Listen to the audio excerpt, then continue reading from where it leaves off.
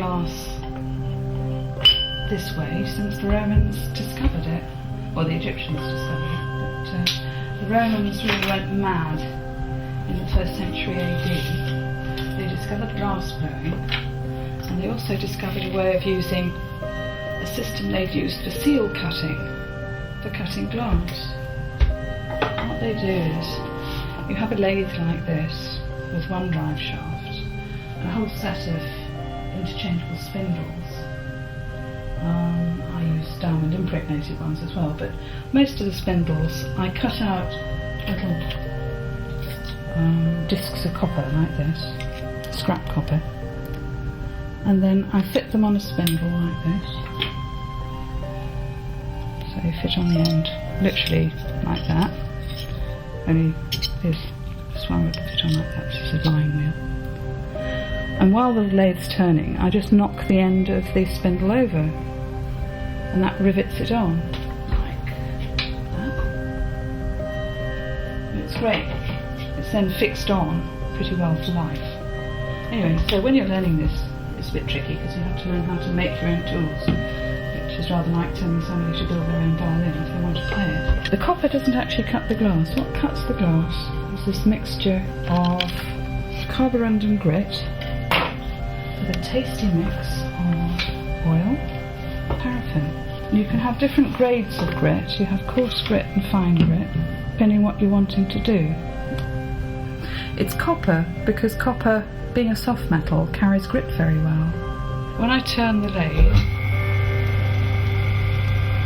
when I put some of the grit and oil on the wheel, it'll keep the wheel constantly charged, or certainly sufficiently charged to cut one line.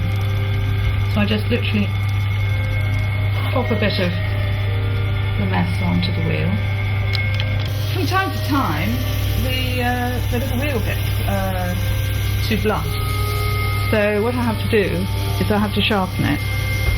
So I just use a mild steel table knife, really nicely. Speed off, and just take the nasty little frayed bits off with a bit of pumice. I usually manage to cut myself if it's really sharp. That's a good sign. Yeah. I just test the wheel on an old piece of glass like this. The sound of a line wheel that's just wearing in. You get to know all those sounds. Yes, it's feel and sound. I can't see where the wheel hits the glass. So with this form of engraving, it's the gesture of trust. These elbow pads are full of canary seed, which is a perfect material until you're working with water and they suddenly sprout and swell. But they provide essential cushioning for my elbows and steadying.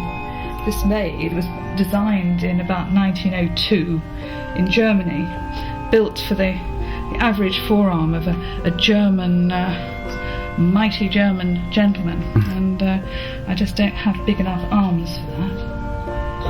Oh, I love it lots. It's my most prized possession. What I was doing to start with when I was cutting this piece was just to cut away where I didn't want colour. When this piece is finished, you'll see that it's just the clear glass round here. That's where I've removed 2 layers of glass. I've removed a layer of ruby glass and a layer of yellow glass.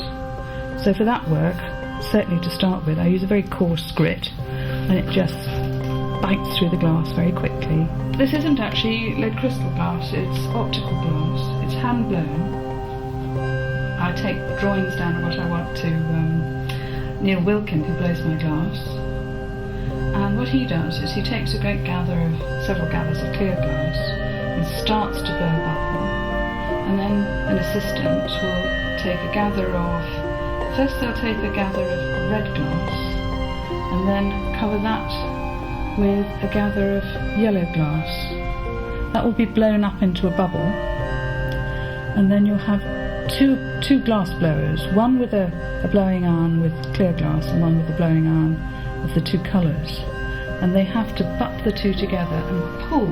Imagine pulling the hot glass only a millimetre thick over the surface of the clear glass. So it's a very skillful, that part is immensely skillful. I'll draw myself a little guideline with a pencil.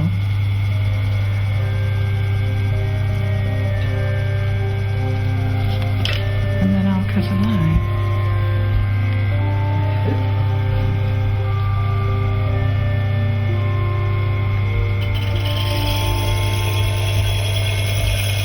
I was an unemployable expert, or I call myself an expert, on Spanish-American tax systems of the 17th century, to which there aren't many jobs about. I was walking down Cork Street, which is just behind Burlington House, taking my children to the lovely Museum of Mankind that used to exist there.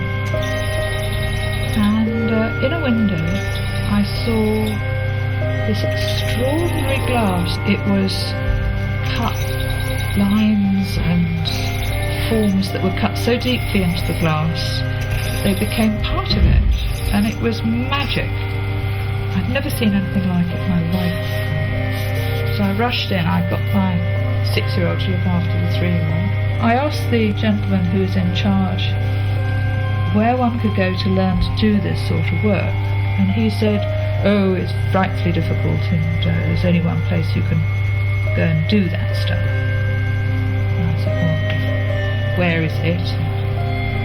Found out it was Morley College. That was in 1984.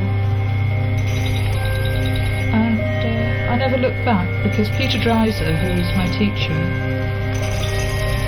was not only probably the most gifted wheel engraver in Europe at the time,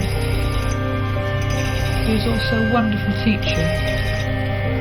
So in 3 years, he taught me how to do hand engraving, and then I did drill engraving. And I said to him, "Please teach me how to do, please teach me how to do wheel engraving." And he said, "Oh, so you think you can engrave, do you?" And he did.